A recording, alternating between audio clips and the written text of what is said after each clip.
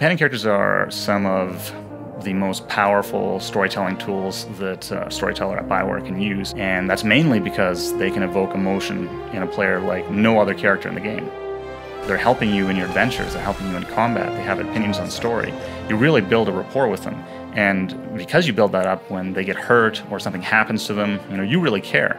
Companions in the Old Republic, much like in every Bioware game, are a key part of the experience.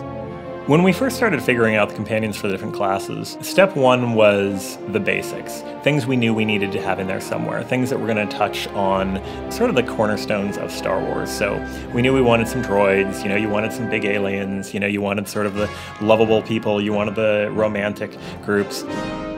We've crafted this game around the idea of you and your sidekick, just like Han Solo has Chewie, Luke has R2. Companions aren't just pets, so to speak. They're much, much more. They're more powerful for once. They level up alongside you. They have their own skills, abilities that they unlock over time. They use them rather intelligently. We spent a lot of time on the characters working with the writers, especially on the ones that were the love interests. Was always the thing, is we'd come up with a character and we'd want to give that face a certain character, right? So you give them kind of a bent nose or a big scar across their face, and the writers are like, yeah, I'm supposed to be romancing this guy, and you just disfigured him. So we'd have to go back to the drawing board. Fantastic. Glad you could open up. With over 40 companion characters in the game, one of the things it allowed us to do was have a huge variety in the experience, not just within one class, but class to class. They're wildly different experiences. We have the most evil, the most good, and a lot of very nuanced characters. People are not just tied to light side, dark side, and it takes a little bit for characters and when players are playing for them to sort of get used to it. What we ended up with is making sure that every class gets access to the 5 roles of companions that we have in the game, but not necessarily in the same order, because that is dictated by the story. What we did there is try to make sure that you got the role that is most useful to you at the earliest point in time. For example, if you're playing an Inquisitor, we give you a companion that is a damage taker. He will take damage, he will hold the enemy, taunt them, and make sure that they're attacking him, allowing the Inquisitor to stand back and use his abilities. Customizing your companion is important, much more important than it was in a Bioware or a single-player game, because you're in this world with thousands of other players, and they also have companion characters, and we want to make sure that we differentiate those companion characters. We have appearance kits that you can actually change the entire appearance of your companion character. You have, when you get Vet as a Sith warrior, she's a blue-skinned Twi'lek, but you can actually change her skin color and her facial features and make her look different. When you first get a companion character, you're going to know them as you knew them through the plot. So that's a lot different than knowing them personally. We have differences. The way that comes out in our game is through the affection system.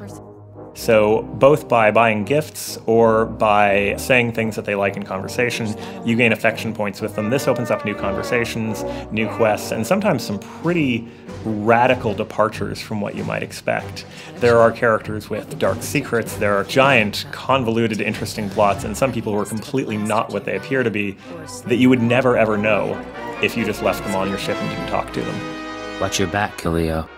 I'll watch yours. You can watch mine. One feature that we have that I haven't seen in any other MMO is the ability to actually customize the behavior of your companion. In our game, you can actually go in and you can tell the companion which abilities you want them to use and which ones you don't.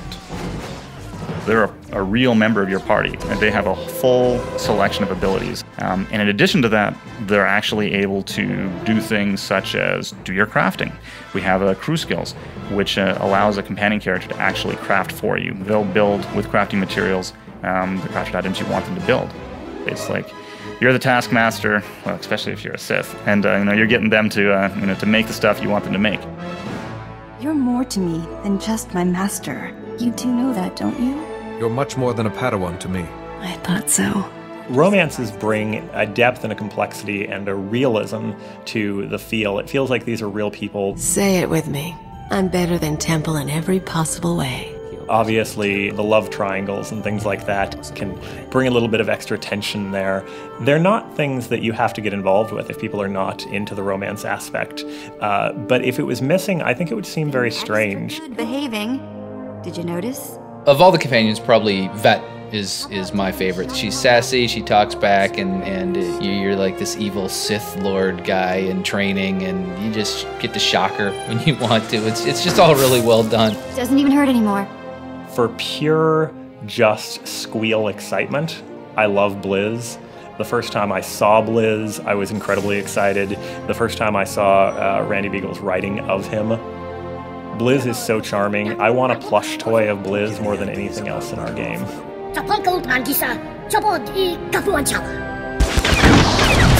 think mission statement number 1 was the companion needs to be something positive. That meant a lot of work, a lot of iteration on features like pathfinding, artificial intelligence, and their abilities to make sure that they don't do frustrating things. I think we really achieved a point where they're going to feel like a solid addition. You know, one of the things is for me in any of the Bioware games with the companions is always kind of that first decision where now you have more companions than you can travel with, right? And the idea of even leaving one of them home is painful. I think that's when you know you've developed good companions. I think you're going to find players are going to talk about their favorite companion characters once they start playing this game. It's going to be one of the touch points of Star Wars: The Old Republic.